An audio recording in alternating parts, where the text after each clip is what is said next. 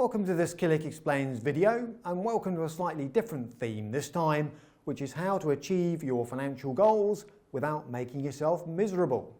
Now that may sound a bit spurious, but actually it's not, because there is naturally a trade-off. More about that in a moment. So what are your financial goals? I mean, that's the first place to start, if you like, and it's not my job to tell you what they are. They could include retiring early, that can be a big one for some people, owning a bigger home, making sure that children are financially taken care of, buying a bigger car, enjoying more regular treats, or any combination of those things.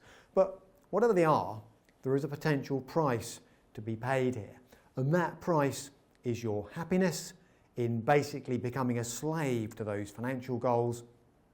So how do we balance up the two? How do we make sure we are achieving those financial goals? You know, none of us want to live like hippies with no money, if you like. None of us are the next Reacher. But basically, how do we balance that against our own individual happiness? And I've got 6 rules that I'd like to just run by you as food for thought. Number 1 is don't aim to be happy. What do you mean by that, Tim? I think happiness is a very high subjective bar. I think better to aim for contentment, if you like, because happiness is subjective, and if you aim a bit lower, you won't be disappointed. Some people say, what's your mindset, Tim? Are you a natural optimist? Actually, quite often I'm a mild pessimist. How so? Well, it means I'm constantly surprised by life in a good way, and that's possibly the right way round to be.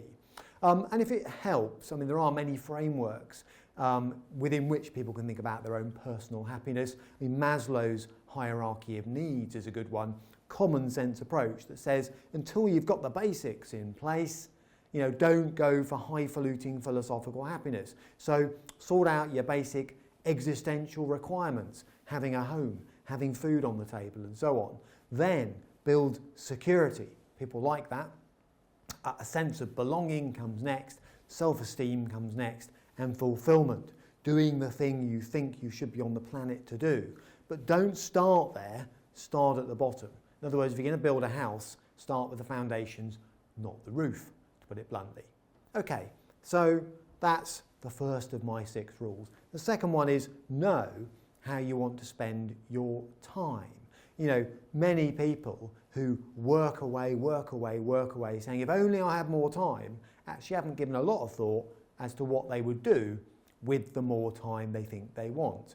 So money is important, time is even more important, but it is possible to waste both if you haven't got an end goal and a strategy. You know, when do you plan to stop work or dial it down? Perhaps stopping work isn't the right goal for everybody. Or what exactly is it you want to be doing? There's lots of options, spending more time with family, spending more time travelling, spending more time on the golf course, but that won't be for everyone. So think ahead before you simply conclude that you want to stop working, for example, and pick up a carriage clock and disappear into the sunset. Number 3, there is no right path to contentment. Otherwise, I can't tell you what kind of person you are. You might achieve happiness by being a big earner and a big spender.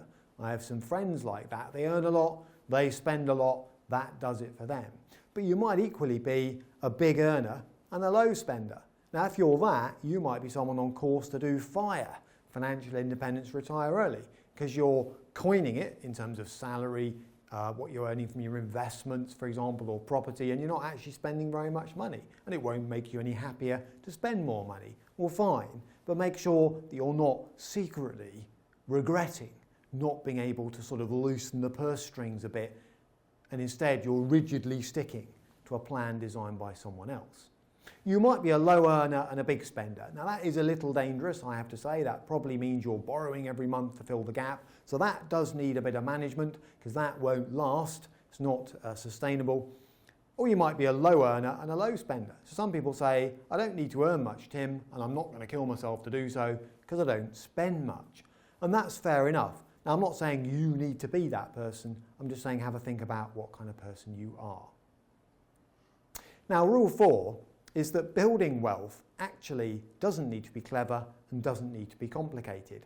The basic building blocks of wealth creation are spend less than you earn, save the difference, be prepared to wait and let compounding work its magic, and don't do anything stupid. So don't back the wrong business. Ideally, don't marry the wrong person. Easier said than done. Don't invest in cryptocurrency. Personally, I wouldn't do that. Don't gamble, all right? In other words, spend less than you earn, do something sensible with the difference, and be prepared to wait. Be patient. Jam tomorrow, not just jam today. But that's pretty much it. So as long as you don't take crazy risk and invest in stuff you don't understand, you'll probably do okay. Number 5, knowledge is power. So keep control. And what I mean by keep control is do keep a budget. Set a budget for yourself and focus on basically 3 or 4 key requirements in your life. I mean, people can budget for all kinds of things, but think about what's it costing me to run my home, whatever that is, owned or rented. What's it costing me to put food on the table? What's it costing me to travel, particularly to work and back? Yeah, again, going back to that Maslow's hierarchy. And then what do I like to spend money on when it comes to relaxation? And try and focus on those 4 areas and try and think of ways that you could potentially reduce the amount you're spending in each of those areas. There's lots more to know about that, but that just gives you a framework to think through this thing on. Next up, know when you are full. In other words, people sometimes think, I've got to work, more, I've got to build up my income. But actually, when is enough enough?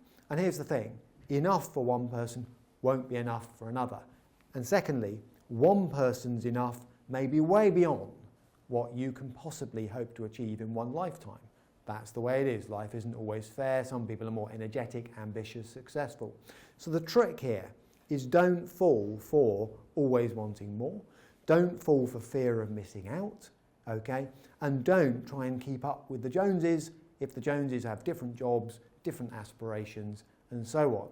In other words, set your own benchmarks. Don't be too swayed by what other people are up to.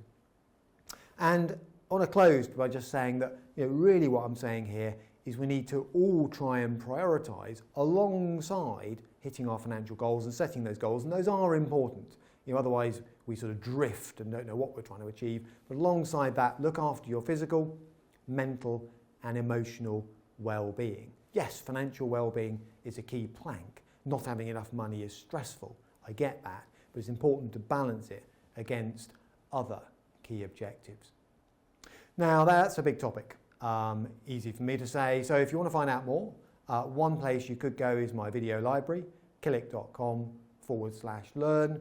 And on the more financial stuff, if you'd like a bit more guidance, then I have some guides available, 2 sitting here next to me. So that would be editor@killick.com. And if you want some broader thought leadership, planning stuff, sort of marrying together some of the things I've just been talking about, then you could do worse than look at the planning article in this thing, Confidant.